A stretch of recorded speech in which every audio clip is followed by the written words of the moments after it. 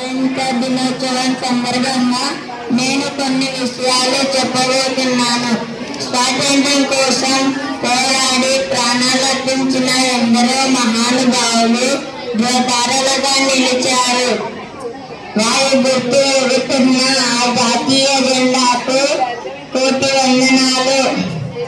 జాతీయ జెండాలో 3 రంగులు ఉన్నాయి.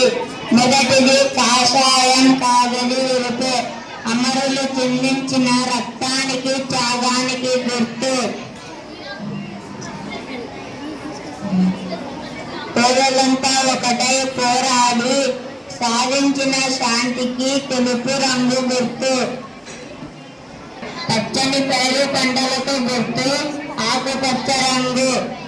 మధ్యలో ఉన్న ధర్మచక్రము భారతీయుల ఐక్యతకు గుర్తు. ఇంతటి విశిష్టత కలిగి ఉన్న